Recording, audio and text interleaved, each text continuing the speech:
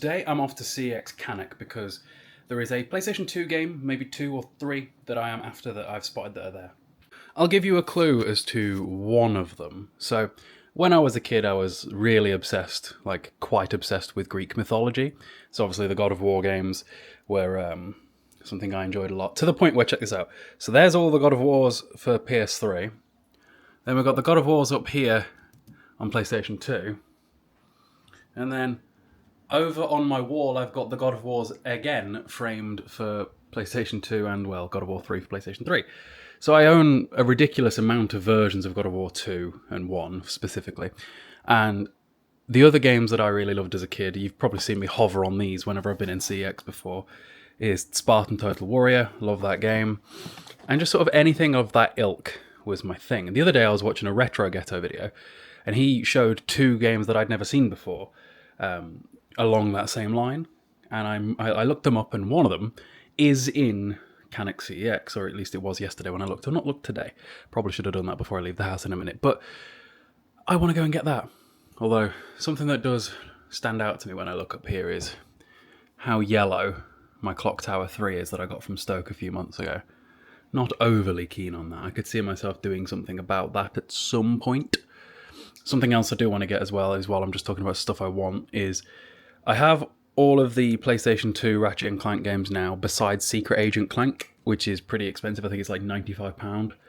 I did see it in Stafford months and months and months ago, but it was before I was obsessing over having just about everything and before I had the space, so I didn't get it. Probably should have got it. And yeah. And then I was about to say, off the top of my head, I'm not sure what the other one that I wanted to get was today. I should probably think about what that is before I get there so that I don't leave without it. But yeah. Maybe if I come across another haze, we'll get another haze. Although I've just checked out, just noticed this, is that everything is in alphabetical order, but I've put all of the Classics HD lineup together, which has meant that Killzone 1 has been separated from Killzone 2 and 3 over here, which is a smidge annoying. Probably the same thing with Sly. Yeah, so we've got the Sly trilogy here, and then I would imagine down here on S is probably Sly Cooper Thieves in Time, yeah. I do really enjoy having these here now versus over there, because I can just sort of stand in front of them and sort of reminisce.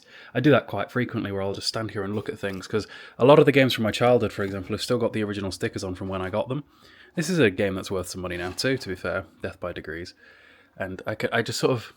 I've got a really good thing that I enjoy that I can do, in I attach memories to inanimate objects probably a little bit too easily, to everything, and can remember just lots and lots of things about lots and lots of things.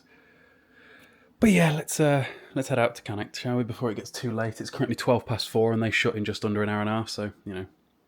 It is extremely bloody windy today, so I didn't bother drying my hair, and I think the wind's going to do it for me.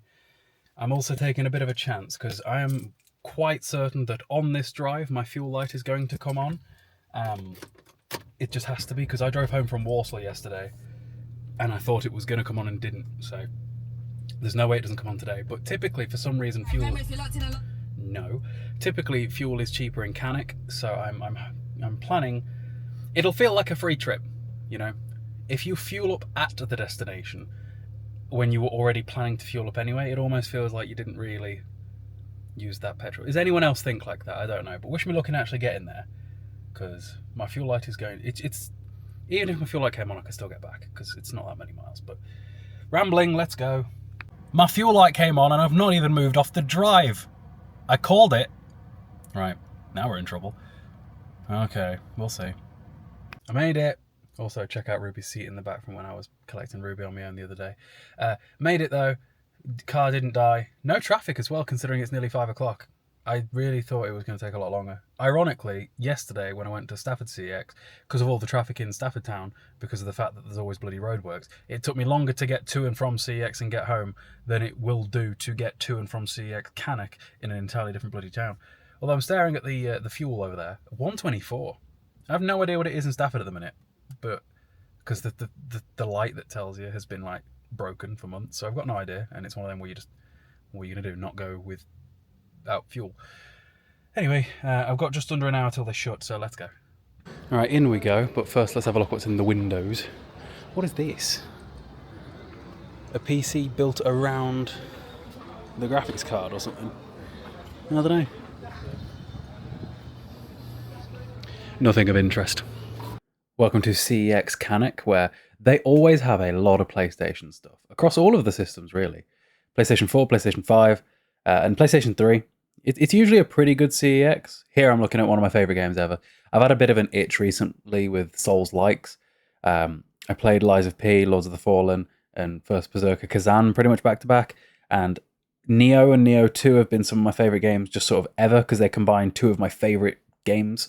Two of my favourite games in existence are the Borderlands games and the Dark Souls games. And to me, Neo is sort of the combination of the two. And I know that that's probably a silly thing to say, because I'm really only using Borderlands as the comparison there because of the loot system. And realistically, it's probably Diablo's loot system first. I know that Borderlands wasn't the first game to have the color-coded things.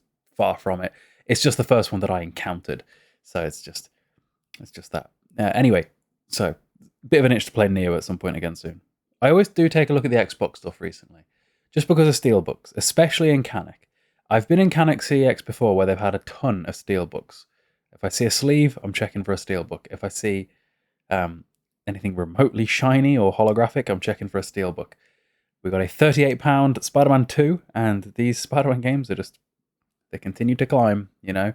I am at some, speaking of steelbooks, there we go, we've got a Call of Duty Modern Warfare 2 on. I was tempted by this, I can't lie to you, but it's genuinely unplayable. You can't play the campaign for Modern Warfare on Xbox anymore without some big, stupid phone glitching activities. A few months ago when I was playing through all the Call of Duties, I ended up selling my Xbox version of COD to go to the PlayStation version because it just worked better.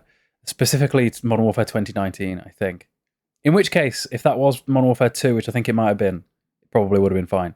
None of it matters anyway, because it would have just been the steelbook that I wanted. Also, the Back to the Future game that I'm tempted to get at some point on both PS3 and PS4. The PS3 version being £30 and the PS4 version being £60, I think, the last time I looked. Yeah. They always have quite a different selection of games. And also, oh, look what I found. I found a haze. I truly do think I might just start buying any haze that I ever see, simply for the memes. Surely at some point I'll be able to do a full playthrough of haze. If every time it freezes, I just insert a different disc for haze, surely that specific part of the game has to be functioning on the disc, right? Surely. But, interesting, I see how they have two versions of Dark Souls Prepare to Die Edition. We've then got Piglet's Big Game. Piglet's Big Game is a game that I am actually after at some point. Not overly eagerly, but I am after it. And that one wasn't in brilliant condition. I saw it in a cash converters a few months ago for £18. They must have known what they had. You know, when the charity shops and cash converters all become a little bit too big for their boots and start pricing accurately, it's not fun. Okay, guys, I'm home, and as you can see, the little Ruby Roo would like to know what it is that I have bought. She wants to be shown, so I think we should probably show her in a moment. It was a fairly successful CX, well, they had some interesting stuff. A lot of the cooler stuff they have behind the desk, so it's harder to show you because of the way the staff sit. They have tons of Pokemon in there right now. They have a boxed Pokemon Heart Gold for 120 quid. They have a Pokemon Platinum for 100 quid. They've got a Pokemon White, a Pokemon Pearl, loads of Pokemon. And I am starting to collect Pokemon, but the ones that I care the most about is Ruby and Sapphire, because they're my era, and Leaf Green and Fire Red. The problem is that it's a bit of a risk going to different CEXs to find those, because of the fact that the cardboard boxes may either be fake or in bad condition. And that's half the point. Once the entire point is the box. I already have the original games.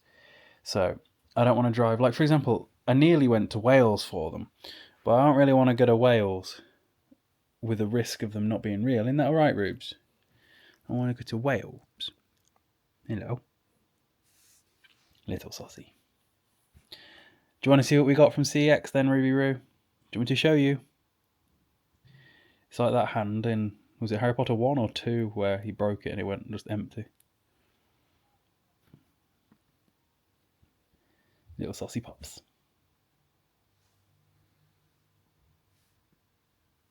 Hello.